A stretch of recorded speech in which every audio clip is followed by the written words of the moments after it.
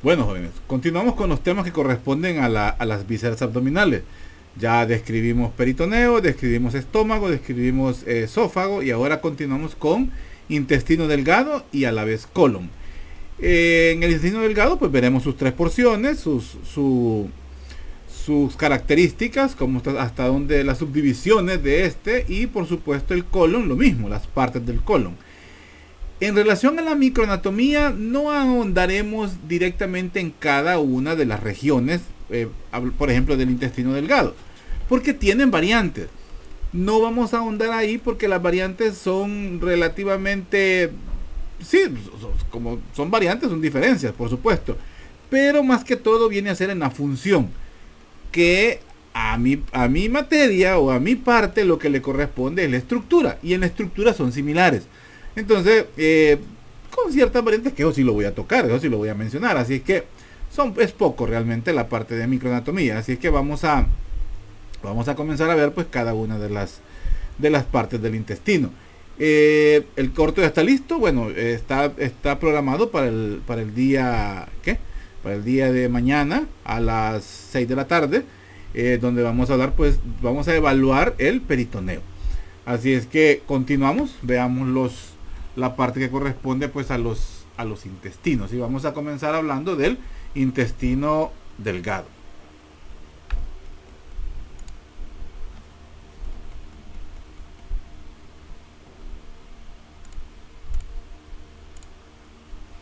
Intestino y colon. Entonces, vamos a hablar pues que el intestino, o lo que conocemos como intestino delgado, es la estructura que tiene, es una estructura hueca, es un tubo hueco, mide aproximadamente 6 a 7 metros. En general se manejan 7 metros. En otra literatura habla de que son 8 metros. Pero 6 a 8 metros. A mí me gusta mejor, quedémonos en 7 metros. Esa es la longitud del colon. Bueno, aquí también en esta literatura dice que son 5 a 8 metros, fíjense. Entonces va a depender del tamaño del cliente también. Eso siempre lo menciono. O sea, las estructuras, el tamaño de las estructuras no son estándar, ¿verdad? No es como un repuesto de motor que sirve para todos. O sea, todos somos iguales. No, ¿verdad? Lógicamente, entre más grande es una persona, pues sus intestinos y todos sus órganos pues van a ser también más grandes. Entonces, en general, en promedio, y si yo lo pregunto en examen, son 7 metros de intestino delgado los que posee el cuerpo humano. Esta estructura se va estrechando desde el principio hasta el final, y pues presenta 3 porciones: duodeno, yeyuno e ileum.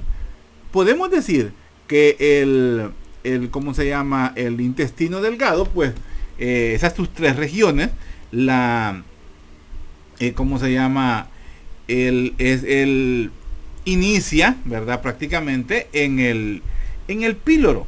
Ahí es donde inicia en del conducto pilórico, donde termina el conducto pilórico, donde encontramos el esfínter del píloro. Ahí comienza el intestino delgado. Y su primera porción pues es el duodeno. Luego tiene una segunda porción que es el yeyuno. Y por último pues tiene una porción que es el ileum. El duodeno es la porción más corta del intestino delgado.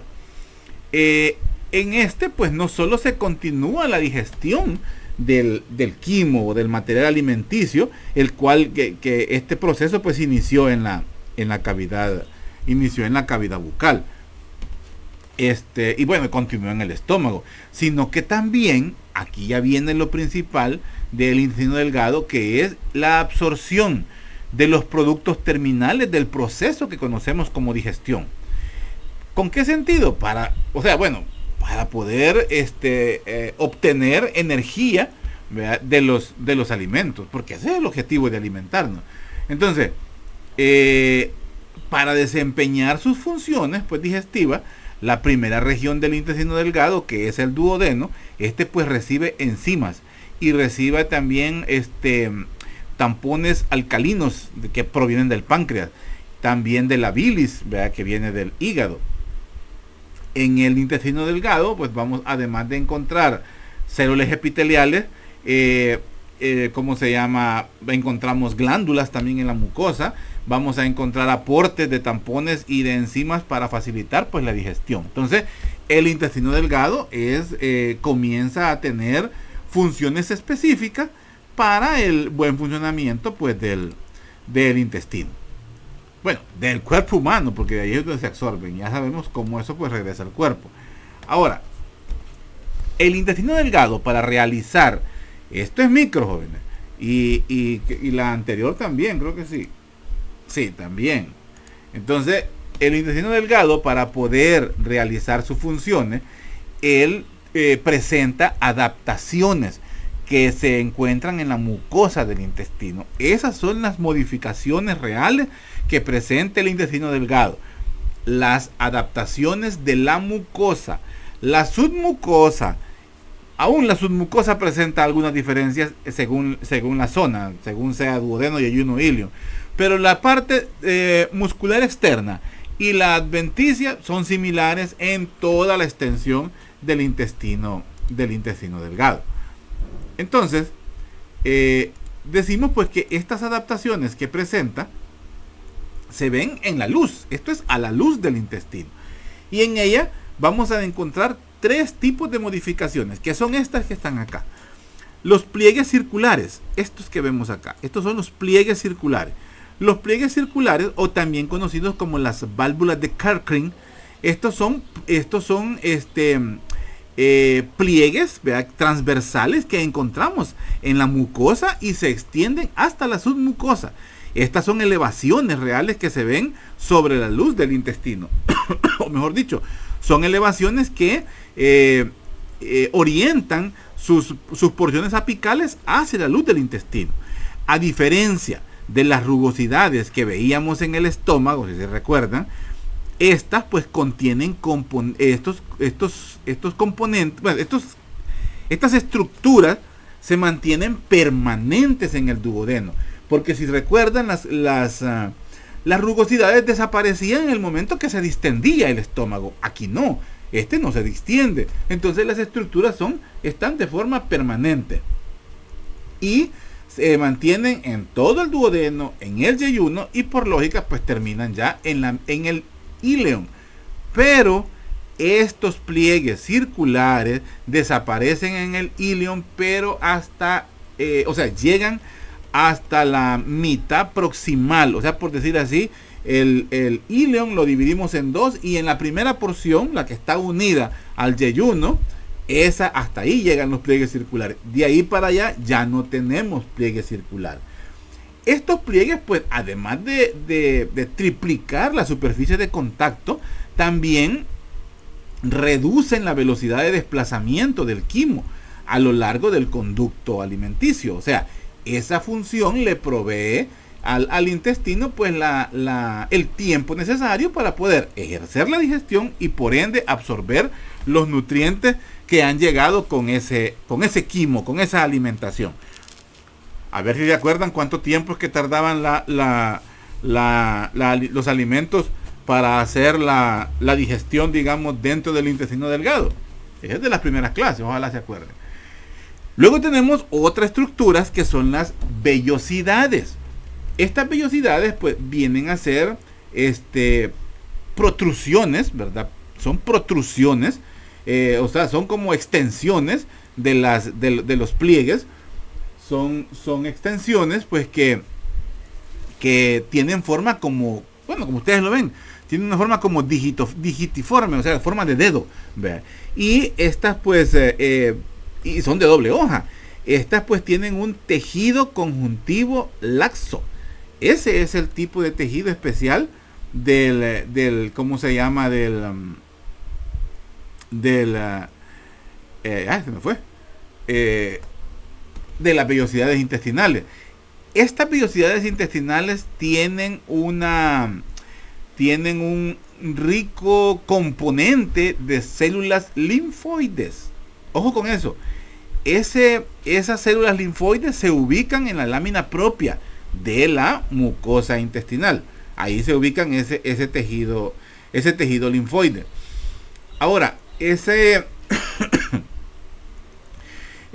tejido linfoide pues está en la lámina propia y también está en toda la extensión del epitelio. Son más numerosas las vellosidades intestinales en el duodeno que en el yeyuno y en el ilion. O sea que estas vellosidades son características del duodeno, o mejor dicho, son abundantes del duodeno. Porque poco a poco se van disminuyendo, más que todo en su altura. Estas pues estas estructuras son bastante delicadas, ¿verdad? Confieren un aspecto como de aterciopelado, como peludito, por decir así. Por eso en otras estructuras a las vellosidades intestinales se les conoce como bili. Bili con V y doble L. Bili, así se le conoce. Cualquiera puede decir bili, pero es bili. Entonces se le conoce con eso porque le da un aspecto de revestimiento aterciopelado, ¿verdad? Como que fuera la crin de un animal. Y pues estas también pues multiplican la superficie hasta un 10% de la superficie pues del intestino. Y al final pues encontramos las microvellosidades. Las microvellosidades, permítame que se me movió algo aquí. Aquí está. Ajá. Las microvellosidades, pues estas son modificaciones, ¿verdad? Son modificaciones en la zona apical de todas las células epiteliales, que cubren pues las vellosidades intestinales y pues multiplican aún más, ¿verdad?, la superficie del intestino. Entonces, estas son las tres modificaciones que presenta la mucosa del intestino para, 1, favorecer la absorción, 2, enlentecer el tránsito del quimo, y por último para mejorar la absorción, ¿verdad?, de los nutrientes que llegan al intestino. Entonces son las tres, los pliegues, las vellosidades y las microvellosidades. También, y aumentan la superficie de contacto. Las microvellosidades lo aumentan hasta un 20%, las vellosidades lo aumentan hasta un 10%. Entonces son funciones pues que ayudan a que el alimento, el quimo que ha llegado al intestino pues tenga contacto con toda la superficie del intestino delgado, y por ende así se absorbe mejor pues cada una de las estructuras. Ahora, no quiero que piensen que son tres cosas diferentes, no. Los pliegues circulares es toda la estructura.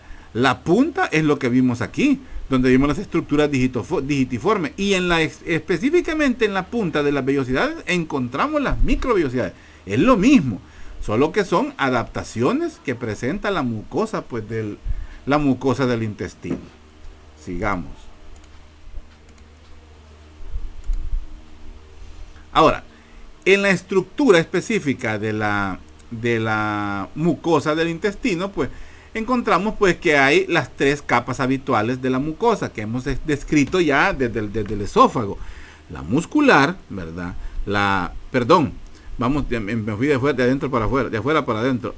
La mucosa, que está constituida por epitelio, lámina propia y la muscular de la mucosa. Luego tenemos la submucosa y por último tenemos la muscular. Y ya sabemos que la última pues es la serosa o la adventicia, según sea la cobertura que tenga de peritoneo. Ahora, el epitelio propio del intestino es cilíndrico simple. Ese es el epitelio propio del intestino delgado, es cilíndrico simple. El epitelio cilíndrico simple pues cubre las vellosidades, cubre todas las vellosidades. Ahí es donde se encuentra. En el epitelio es donde encontramos las células. Entonces, ahí pues cubre todas las vellosidades y la superficie de los espacios que quedan entre las vellosidades. O sea, la superficie intervellosa, ahí también encontramos epitelio. Y vamos a encontrar diferentes tipos de células. Células absorbentes superficiales, células caliciformes, células, ¿cómo se llaman? Células neuroendocrinas. Vamos a encontrar algunas células en penacho, que es células M.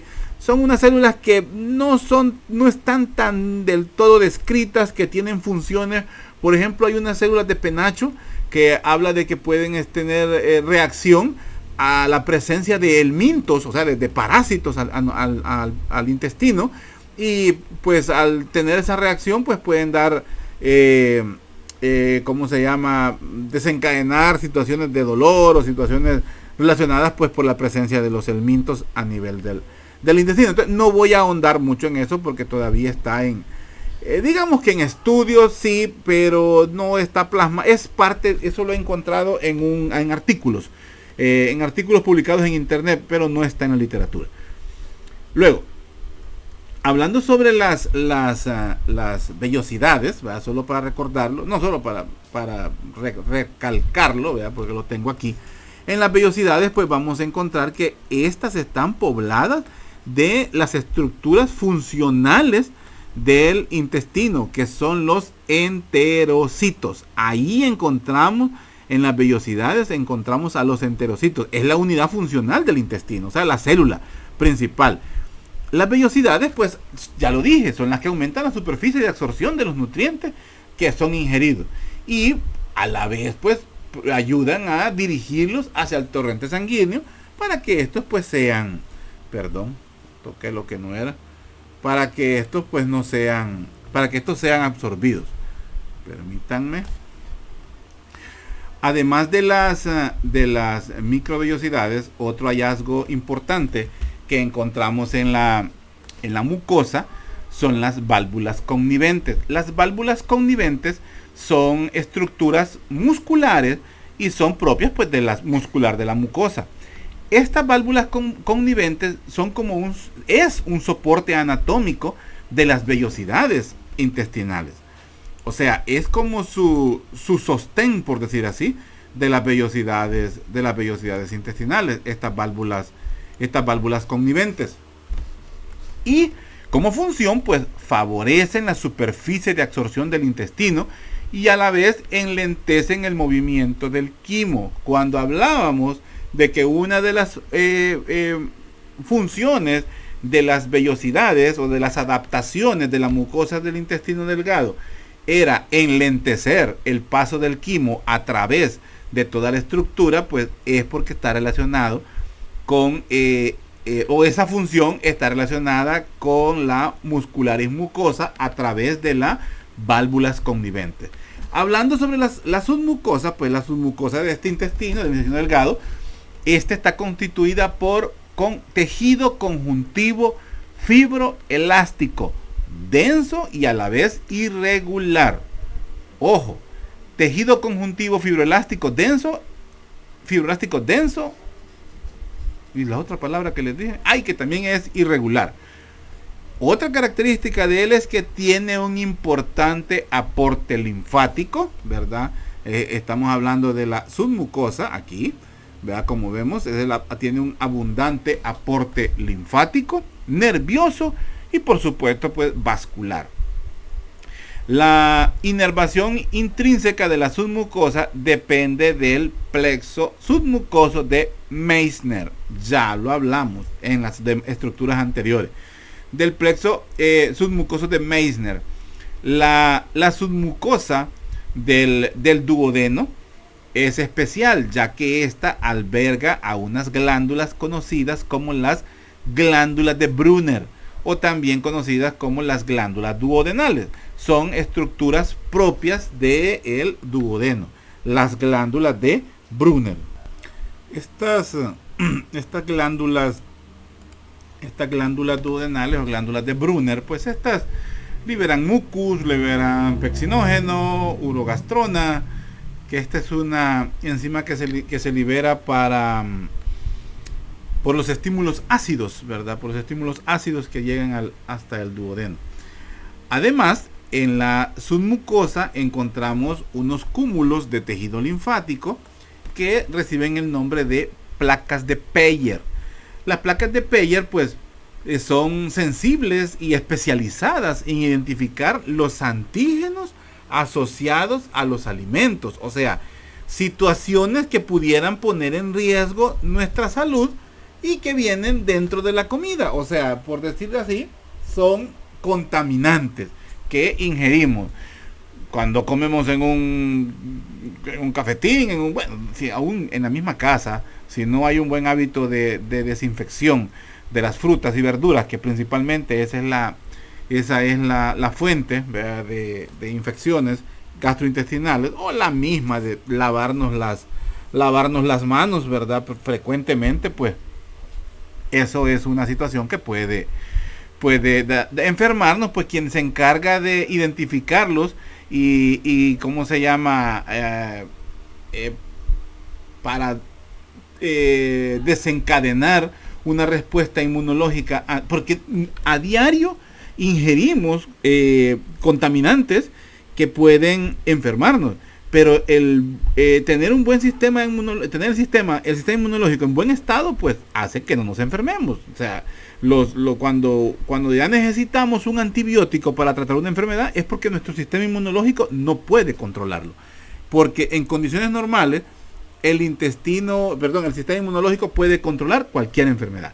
Entonces, ellas pues identifican, las placas de Peyer identifican todos los antígenos que pasen a lo largo del tracto digestivo, ya que ellas también contienen macrófagos, y estos son los que directamente se activan para atacar a las infecciones, porque ellas destruyen bacterias o cualquier microorganismo que sea nocivo para el cuerpo humano.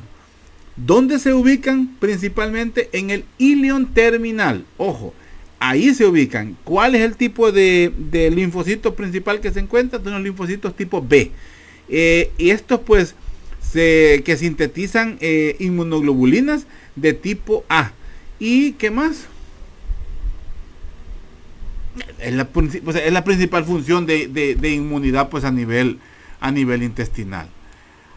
Para terminar hablando de la muscular externa y de la serosa, o adventicia, la muscular externa, pues, del intestino delgado está formada igual por una capa de músculo liso circular interna y otra longitudinal externa. Esto ya lo hemos descrito. Solo en el estómago encontramos 3 capas. Entre ambas capas vamos a encontrar el plexo mientérico de Auerbach, que pues es la inervación intrínseca de la cubierta muscular externa. Ahora, la muscular externa es la que se encarga de la actividad peristáltica del intestino delgado. Ella es la encargada del peristaltismo. Ahora, hay unas zonas donde esa función pues va a ser más pronunciada que en otras, pero no vamos a ahondar en mayor situación. Ahora, con respecto a la cubierta externa, vamos a decir pues que el intestino delgado pues prácticamente está cubierto por una serosa, porque presenta una cubierta de, a ver si se acuerdan, pero hay unas porciones donde realmente lo que existe es una adventicia, y ahí esa es en el tercero y en el segundo tramo del duodeno. Ya vamos a ver más adelante cómo se subdivide el duodeno. Entonces, en el segundo y en el tercer tramo del duodeno no encontramos serosa, sino que encontramos adventicia. A ver si alguien me comenta algo por ahí. Vamos a ver. Bueno, sigamos.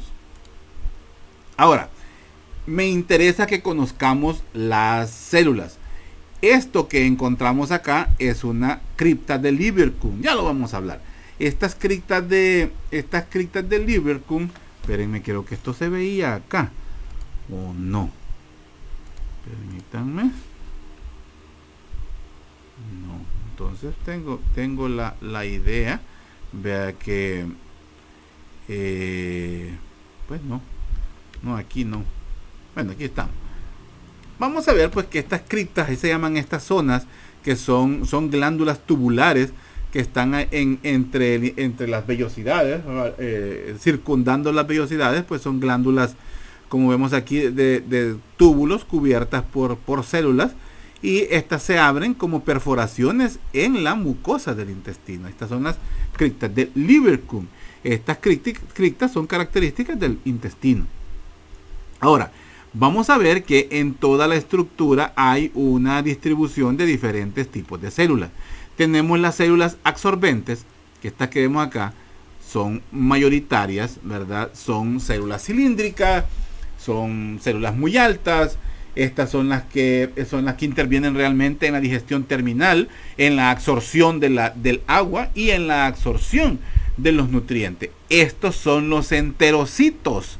Ya hablamos de dónde eran más frecuentes los enterocitos, ¿verdad? Entonces, estas células pues son las que reesterifican, por decir así, los ácidos grasos. Estas son las que los convierten en triglicéridos y son las que forman realmente los kilomicrones, que es como se transporta, ¿cómo se llama? Las grasas junto con todos los demás nutrientes, ¿verdad? Que se han absorbido a través de las vellosidades y luego pues pasan a la lámina propia y así pues son distribuidas al resto del organismo, ya sabemos, a través del sistema porta. Luego tenemos, estos son los enterocitos, ojo con eso. Luego tenemos las células caliciformes. Las células caliciformes, pues, estas son células que solo poseen un núcleo y estas pues son las que fabrican el mucinógeno. La forma hidratada, ya con alimento, digamos, del mucinógeno es la mucina. Esta mucina es el componente principal del moco del intestino. Y a la vez es la que también le provee una protección a la luz del intestino. El número de células caliciformes va aumentando desde el duodeno, siendo más numerosas por ende, pues en el ileón, en la parte más terminal. Así que ahí encontramos las células caliciformes. Luego tenemos las células neuroendocrinas, ¿verdad? Las células enteroendocrinas. Estas células enteroendocrinas, o también se les llama enteroendocrinas, así lo vamos a dejar. Estas pues son como un 1% de todas las células que tapizan las vellosidades y toda la superficie pues del intestino. Pueden ser, como las vimos en el estómago, de tipo abierto o de tipo cerrado. Y estas pues lo que producen pues son hormonas, ya sea paracrinas o endocrinas. Estas pues son, estas expresan proteínas de los receptores del gusto. Podríamos decir receptores del gusto en el estómago. Sí, hay receptores del gusto a nivel del estómago. Entonces, estos receptores del gusto actúan en el intestino, en el intestino, no en el estómago, porque las del gusto las vimos en la lengua. Estas actúan como células del gusto. Así actúan las células neuroendocrinas. Distinguen entre sabores amargos, dulces y umami. Cuando estas detectan, y por eso es que tienen receptores del gusto, cuando estas detectan sabores dulces en el contenido del intestino, estas células pues envían una señal hacia los islotes de Langerhans que están en el páncreas, para que éste libere la hormona insulina, para que llegue al torrente sanguíneo pues, y la insulina ejerza su trabajo en disminuir la presencia de carbohidratos o de glucosa, mejor dicho, a nivel de la sangre. O sea, desde el intestino se manda la información, como quien diría, ahí les va una carga de azúcar. Entonces, esa carga de azúcar va a ser controlada gracias al el páncreas con sus islotes de Langerhans, que son los que producen la insulina. Luego tenemos las células regeneradoras. Estas células regeneradoras, ya su mismo nombre dice su función. Vea, son son tipo células madre. Estas van proliferando para evitar que no se pierdan la carga celular en las criptas, vea, en la mucosidad superficial y en las vellosidades. O sea que ellas son como decimos, son la banca, ¿verdad?, de todas las células. Ellas están listas para suplantar o para desarrollar una célula que hace falta en la cripta, en la mucosidad o en la mucosa, en las vellosidades, perdón. Y por último, pues las células de Paneth. Estas pues tienen una forma piramidal, así supuestamente, pues no se ve muy bien, pero estas pues ocupan principalmente el fondo de la cripta del Überkum. Estas ahí las encontramos. Estas pues la principal función es que ellas proveen sustancias antibacterianas. Una de ellas es la conocida como la lisozima. Es una enzima con función antimicrobiana. También produce otras proteínas como las defensinas, así se llaman, defensinas, y también el factor de necrosis tumoral alfa. Ese es otro de las estructuras pues de las hormonas de los factores que libera, pues, que se liberan en las criptas del lubricant gracias a las células de Panet. Bueno, ¿qué más? La presencia bueno, pues no había explotado esta parte de la diapositiva.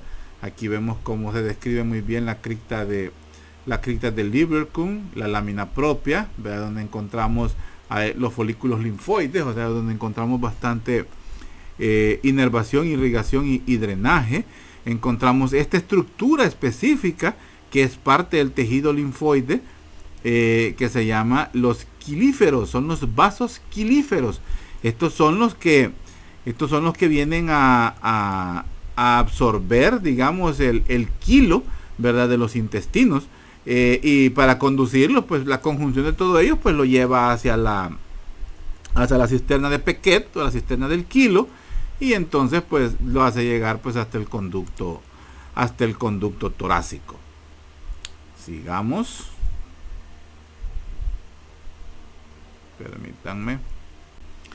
A manera pues de cultura general, hablamos de una patología que es muy común hoy en día, más que todos los comercios la han hecho bastante común, que es algo relacionado con el gluten. Es la enfermedad de la celíaca, se conoce. El gluten pues viene a ser una proteína pegajosa de color amarillo, pardo, digamos. Es propia de las semillas de trigo, de la avena, de la cebada, del centeno. Es propia de los cereales, ¿verdad? Y estos cereales, pues ya sabemos, pues son una fuente grande de energía para el organismo. Los pacientes que tienen este problema se debe a que hay una alteración en, ¿cómo se llama? En la absorción de esta proteína, del gluten. La celíaca viene a ser pues un daño en la vellosidad, ¿verdad? En la microvellosidad, en la adaptación del intestino delgado. Hay una alteración en la microvellosidad, y en las vellosidades y en la microvellosidad es donde se da. La vellosidad pues se presenta atrofiada y no tiene la forma digitiforme, no hay bili, no hay ¿cómo se llama? El típico, ¿cómo se dice?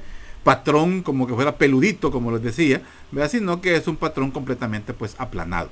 Entonces vamos a ver pues que los pacientes no pueden absorberlo, padecen de trastornos, ¿verdad?, a nivel intestinal, dolor, puede aparecer vómito, puede complicar al paciente, y las heces principalmente se ven pastosas y brillantes, se ven brillantes. Entonces, ahora bien, este es un problema principalmente de la infancia, no es tanto de la edad adulta. Ahora, la sensibilidad al gluten es lo que provoca lo que se conoce como la enfermedad de la celíaca. Ahora bien, para poder hacer que el comercio más grande, pues vea, ya nos ponen en los alimentos libres de gluten. Y ya vemos algunos, digo vemos porque ya nos ha pasado, habemos algunos que andamos buscando que las cosas sean libres de gluten y nunca hemos tenido dificultad pues para comer ningún cereal habido y por haber. Entonces, pero es una forma comercial de meter una necesidad, ¿verdad?, creando pues una demanda. La necesidad de consumir alimentos libres en gluten, y sin embargo nosotros no tenemos un problema de absorción de cereales, que es lo que se conoce como la celíaca. Pasemos a hablar de la parte ya macroscópica.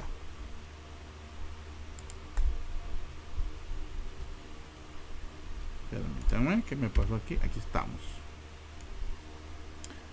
Comenzamos a hablar pues macroscópicamente sobre el duodeno. El duodeno pues es la primera porción del intestino delgado. Mide aproximadamente 25 a 30 centímetros, es decir, es la porción pues más pequeña del intestino delgado. Y esto es el duodeno. El duodeno característicamente es retroperitoneal, excepto en una parte, que es en la primera porción, o sea, en el comienzo, como decimos. Él pues se mantiene unido al hígado gracias al ligamento hepatoduodenal. Este ligamento hepatoduodenal es parte del omento menor. Si recordamos, el omento menor, pues, el omento menor está involucrado, pues, bueno, se involucra el aumento menor con la curvatura menor del estómago. Entonces ahí vamos a encontrar parte del ligamento hepatoduodenal, que es propio del hígado y el duodeno. Entonces veremos pues que el intestino, o sea, el duodeno presenta 4 porciones. La primera porción es la que se conoce como el bulbo duodenal, como lo vemos acá. Es la primera porción, la bulbo duodenal. La segunda porción es la que se conoce como la prerrenal o la segunda porción del duodeno. De aquí en adelante, de la que más se habla es de la segunda porción del duodeno, y ya veremos por qué. Luego tenemos la porción horizontal, que es la tercera porción, y la última, que es la porción ascendente, cuando llega hasta el ángulo de Treich, que lo encontramos acá. Hasta aquí, en esta zona de aquí, finaliza el duodeno. O sea que el duodeno comienza en el píloro, ¿verdad? Exactamente en el píloro, y termina en el ángulo de Treich, ¿verdad? Esa es la distribución pues del duodeno. La primera porción, ¿verdad? Que es la que vemos acá, la primera porción que va desde el orificio del píloro, que es del pilórico, que es del estómago, va como punto de referencia hasta el cuello de la vesícula biliar. O sea, hasta más o menos esta zona es la primera porción del duodeno. En la, ¿cómo se llama? La zona donde más frecuentemente se dan las úlceras duodenales, o sea, son complicaciones, son extensiones de las úlceras gástricas, o mejor dicho, son extensiones de las enfermedades, ¿cómo se llaman estas enfermedades? Enfermedades gastrointestinales, pero son relacionadas con la acidez del estómago. Estas pues abarcan o pueden tener una extensión hasta el duodeno, pero en la primera porción del duodeno. Hasta ahí pueden llegar las enfermedades acidopépticas, ahí se llaman. Las enfermedades acidopépticas pueden llegar hasta la primera porción del duodeno. Ahora, la segunda porción, que va desde el cuello de la vesícula, o sea, desde esta zona de la vesícula hasta el borde inferior de la L3, ¿verdad? Esta es la segunda porción. Como punto de referencias es el cuello de la vesícula y la lumbar 3, son los puntos de referencia. Aquí es donde se contiene, y por eso les decía que es donde más se habla, o por decir así, no vamos a decir que es la más importante, pero es donde hay otras, donde hay estructuras muy importantes que son propias de la digestión. Aquí es donde encontramos una zona que se llama la papila mayor. La papila mayor del duodeno es esta zona de acá. La papila mayor del duodeno, que es la entrada común del conducto colédoco y del conducto pancreático. El conducto colédoco, este conducto se forma por la unión del conducto hepático del hígado y el conducto cístico. Al unirse estos dos conductos, forman esta estructura que se llama conducto colédoco. Antes de entrar a la segunda porción del duodeno, el conducto colédoco se une al conducto pancreático principal, porque hay dos conductos, el conducto pancreático principal y el conducto pancreático accesorio. El conducto pancreático principal, pues es el conducto de Wilson. Estos se unen y desembocan en la papila duodenal, específicamente en la zona de ahí se encuentra también la ampolla de Vater. Además de la papila mayor del duodeno, encontramos una segunda que es la papila menor. Esta está superior o está cefálico a la papila mayor. Ahí desemboca el conducto pancreático accesorio, que es el conducto de Sartorini, perdón, es de Sartorini, no es de Santo, es de Sartorini. Ahí encontramos, entonces, esa es la característica de la segunda porción del duodeno. Ahora, en esta zona encontramos una estructura que funciona como un esfínter. Bueno, es más, es un esfínter, y es el que regula las descargas de tanto de la de las enzimas pancreáticas y de la bilis que viene a través del conducto colédoco. Esa es el esfínter de Oddi. Perdón. Es el esfínter de Oddi. Entonces, aquí importante es que desembocan el conducto colédoco, el conducto de Wirsung en la ampolla, en la papila mayor del duodeno. En esa zona encontramos lo que conocemos como la ampolla de Vater. Esa estructura en la ampolla de Vater se encuentra en la papila mayor del duodeno, y rodeando esta entrada encontramos al esfínter de Oddi, que es el que regula la secreción de ambas estructuras, o sea, porque ya están unidas, ¿verdad? De las estructuras del conducto de Sartorini con el conducto colédoco. Y además encontramos la papila menor del duodeno, que es donde desemboca el conducto de Sartorini. Ahora, en la tercera porción del duodeno, esta porción pues es la más larga, esa es la característica. La tercera porción, o sea, la horizontal, es la porción más larga del intestino. Y luego la cuarta porción, que se dirige hacia arriba, que se conoce como horizontal, esa pues, es la que va a ascender, ¿verdad? La horizontal es esta. Entonces la cuarta porción pues se dirige hacia arriba y pues se hace un poco, digamos a la izquierda en relación a la arteria aorta, y se ubica como punto de referencia a nivel de L2. Termina en lo que conocemos como el ángulo duodeno-yeyunal. Es esto. Aquí existe un ligamento también. Esta zona se llama también como el ángulo de Treitch, pero también, o ángulo duodeno-yeyunal. Y aquí se encuentra un ligamento que es el que lo mantiene unido y le da esta forma, tal cual lo veíamos acá. Esta forma así elevada, ¿verdad? Esta que donde termina la porción ascendente. Entonces ahí se encuentra el ligamento de Treitch, ¿verdad? Que es el que lo sujeta a la cuarta porción, al duodeno, y delimita pues la terminación de la cuarta porción del duodeno.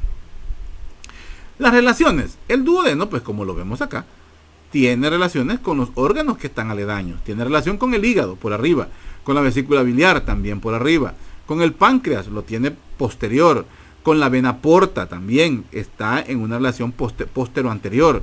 Tenemos con el riñón derecho, ¿verdad? Que se encuentra en la parte posterior del duodeno, con los vasos renales, ¿verdad? Las arterias y vasos renales también, con la vena cava inferior y con la aorta. O sea, como vemos acá, veíamos que el duodeno se hace más hacia la izquierda en relación a la aorta, la tercera y la cuarta porción.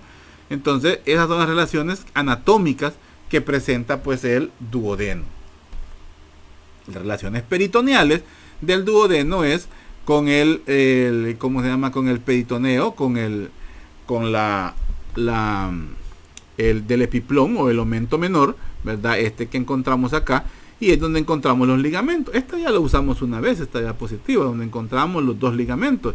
El ligamento hepatoduodenal y el ligamento gastrohepático. El que nos interesa a este momento es el hepatoduodenal, porque va del hígado al duodeno. Entonces esa es la presencia del aumento menor, que tiene contacto pues a través del ligamento hepatoduodenal con el duodeno, y ahí es donde termina específicamente el aumento menor y da paso a la ventana, como lo hemos descrito, que es la ventana del foramen de Winslow, ¿verdad? Que es el que se encuentra en esa zona, que es la comunicación de la cavidad peritoneal con la cavidad omental.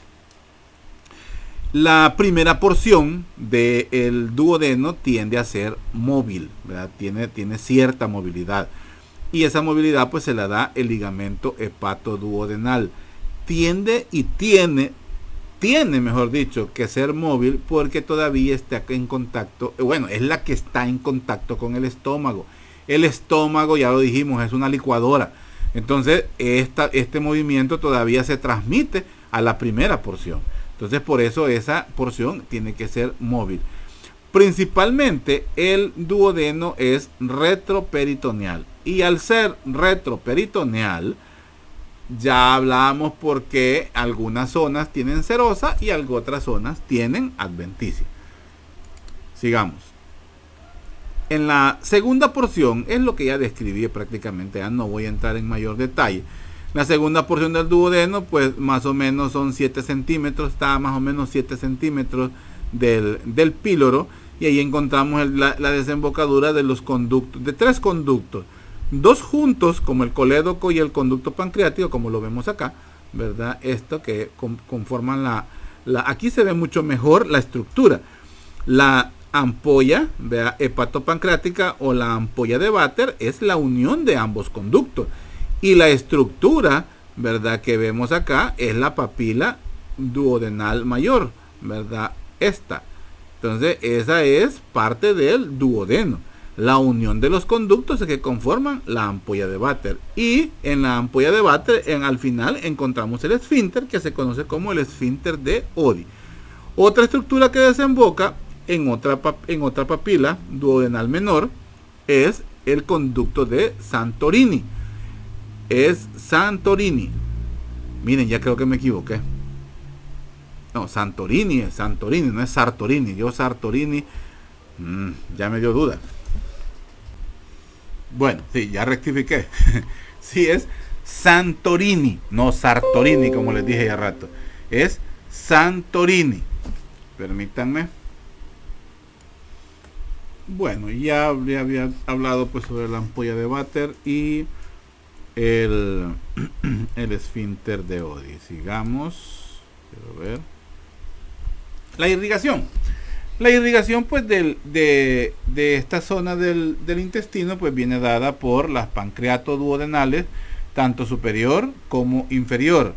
El drenaje pues viene como un aporte pues ejercido principalmente pues por la vena porta, y la inervación pues extrínseca es por fibras autónomas y sensitivas del plexo mesentérico y del plexo celíaco. La inervación intrínseca pues ya la hemos hablado, tanto del plexo de Auerbach como el plexo de Meissner, ¿verdad? Estas son las arterias pancreáticas, las arterias pancreatoduodenales, ¿verdad? Que son, por ejemplo, tenemos la arteria supraduodenal, que esta irriga las primeras porciones del duodeno y son ramas de la arteria hepática propia.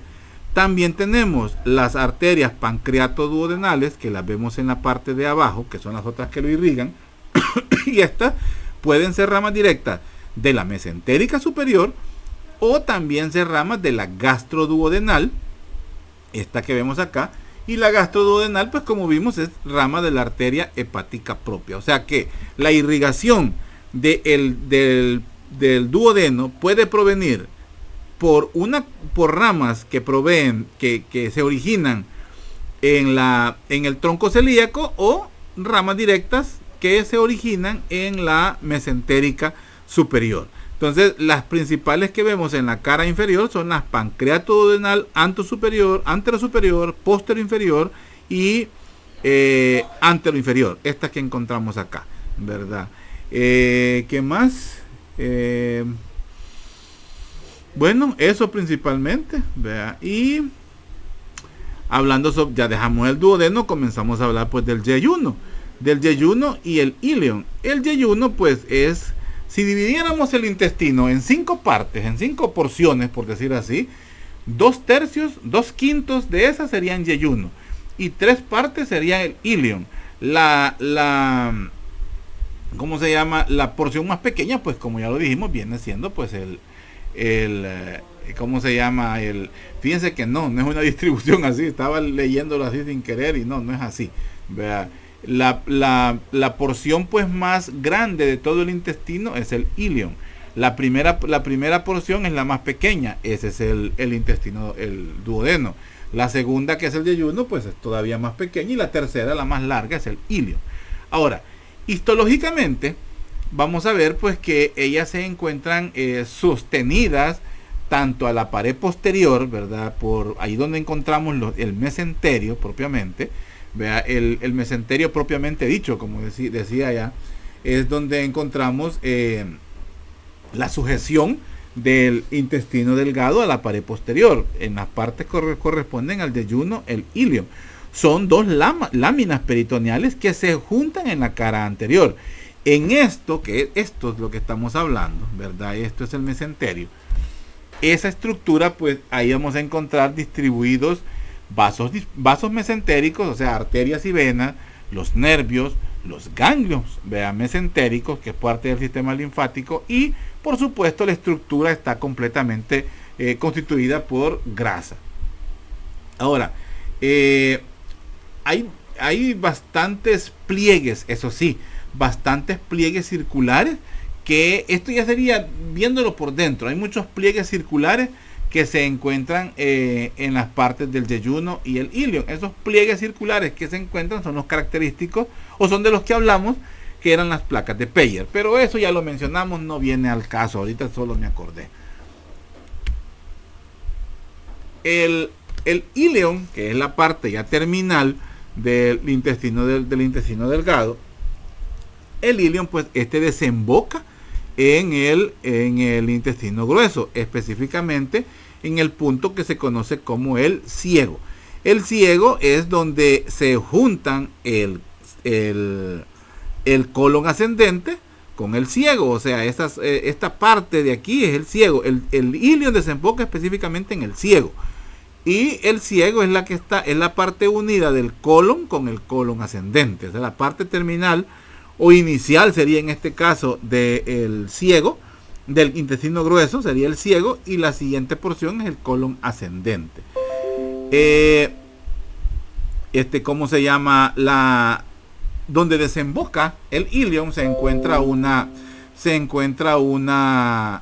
abertura, vea, que es donde encontramos la válvula iliocecal. Estos son los labios de la válvula iliocecal. Por aquí se introduce el producto de la digestión de la